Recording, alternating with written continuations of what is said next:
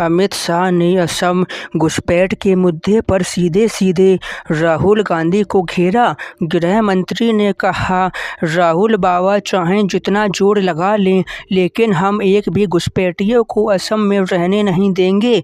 अमित शाह ने कहा कि कांग्रेस के समय में घुसपैठियों ने 1.25 लाख एकड़ जमीन पर कब्जा कर रखा था, जिसे हमारी सरकार ने खाली करवाया।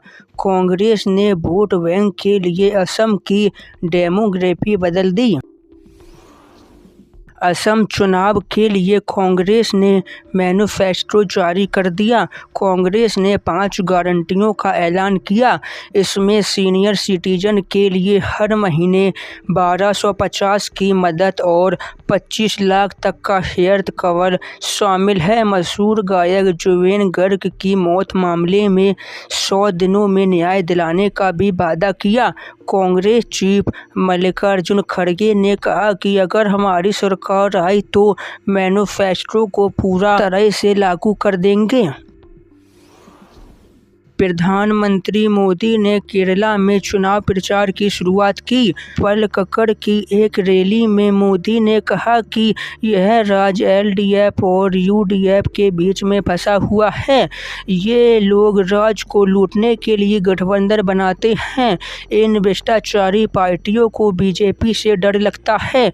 अगर बीजेपी सत्ता में आएगी तो इनके सारे काले कारनामे की पोल खुल जाएगी।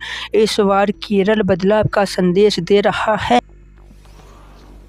जेवर एयरपोर्ट के उद्घाटन को लेकर अखिलेश यादव ने तंज कसते हुए कहा कि सरकारी कर्मचारियों से रैली को भरा गया था। पता नहीं क्या हड़बड़ी थी जो आधे अधूरे एयरपोर्ट का उद्घाटन कर दिया गया। मुख्यमंत्री योगी आदित्यनाथ ने पलटवार करते हुए अखिलेश यादव पर कहा, हमारा यूपी आगे बढ़ रहा है तो भैया के पेट में दर्द हो रहा है। 2017 से पहले यूपी का क्या हाल था वो किसी से छुपा नहीं है। बहन बेटियां सुरक्षित नहीं थीं, चाचा भतीजे की पर्ची पर नौकरियां बिकती थीं और अब किसी में हिम्मत नहीं कि वो नौकरी के लिए चवन्नी भी मांग ले। गुजरात के अमरेली में कांपी धरती, 3.1 की तीव्रता से महसूस हुआ भूकंप के झटके। अप्रैल से पंजाब में महिलाओं के खाते में 1000 रुपये आएंगे। मान कैबिनेट ने इस पर मोहर लगाई। एलपीजी समस्या पर सीएम योगी का बड़ा बयान, कहा कि ना तो अफवाह में फंसने की जरूरत, ना ही घंटों तक सिलेंडर की लाइन में खड़े होने की। केरल में प्रधानमंत्री मोदी ने रोड शो किया। उन्होंने कहा कि कांग्रेस और लेफ्ट जहां सत्ता में आते हैं सब चौपट करके जाते हैं। गृह मंत्री अमित शाह का बड़ा बयान, असम में यूसीसी लागू होगा। बिल लाकर 4 शादियों पर प्रतिबंध लगाया जाएगा। दादरी में अखिलेश यादव ने वादा किया कि उत्तर प्रदेश में सरकार बनने पर महिलाओं को 400 रुपये की सम्मान राशि दी जाएगी। सोना और चांदी का भाव, सोना 1,42,100 प्रति 10 ग्राम पर चल रहा, वहीं चांदी 2,32,898 प्रति किलोग्राम पर पहुंच गया। बिहार के मुख्यमंत्री नीतीश कुमार ने एमएलसी पद से इस्तीफा दे दिया क्योंकि वे राज्यसभा के लिए चुने गए हैं। इसमें अब संभव है कि पहली बार भाजपा को मुख्यमंत्री की कुर्सी मिल सकती है। तेल गैस संकट से निपटने के लिए केंद्र सरकार ने केरोसिन यानी मिट्टी का तेल के इस्तेमाल पर नियमों में ढील देने का फैसला लिया। अब से अगले 60 दिनों तक हर जिले के 2 पेट्रोल पंप पर भी केरोसिन मिल सकेगा। इसका इस्तेमाल सिर्फ घरेलू कामों के लिए ही किया जा सकता है। सीएम योगी ने 6 महीने से लटकी प्रक्रिया का समाधान करते हुए हेल्थ डिपार्टमेंट को एक बड़ा तोहफा दिया। लोक भवन में डॉक्टर राम मनोहर लोहिया आई विज्ञान संस्थान लखनऊ की नर्सिंग अधिकारियों की परीक्षा में सफल 665 नर्सिंग अधिकारियों को नियुक्ति पत्र दे दिया। राष्ट्रीय राजधानी दिल्ली समेत उत्तर भारत के तापमान में बढ़ोतरी के बीच मौसम एक बार फिर से बदलने वाला है।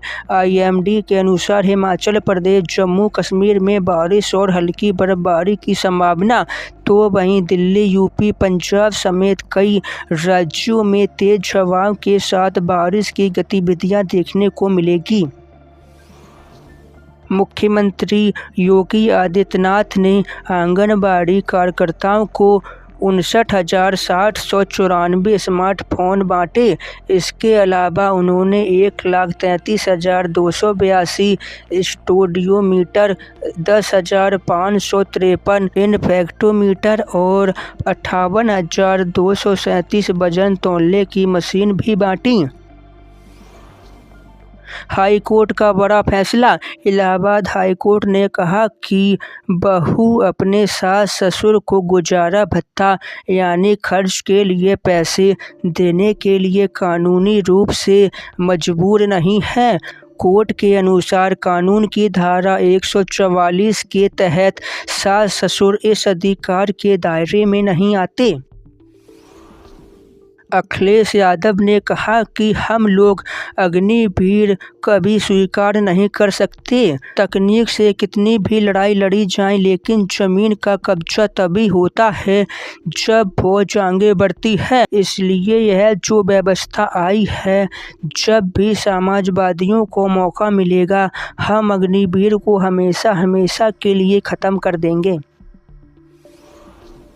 बीजेपी राष्ट्रीय अध्यक्ष नितिन नवीन ने विधायक पद से इस्तीफा दे दिया। उन्होंने बांकीपुर विधानसभा क्षेत्र से अपना इस्तीफा सौंपा। अप्रैल में 14 दिन बैंकों में नहीं हो सकेगा काम। 4 रविवार और 2 शनिवार के अलावा अलग अलग जगहों पर 8 दिन बैंक बंद रहेंगे। बीजेपी ने चुनाव आयोग से पश्चिम बंगाल में चुनावी गड़बड़ी की शिकायत की। बीजेपी ने आरोप लगाया कि पश्चिम बंगाल में चुनाव हाईजैक किया जा रहा है। सीएम ममता बनर्जी खुद वोटरों को डरा धमका रही हैं। तो बस आज के लिए इतना ही। हम आपसे कल फिर मिलेंगे। जब तक वीडियो को लाइक, चैनल को सब्सक्राइब कर देना। धन्यवाद।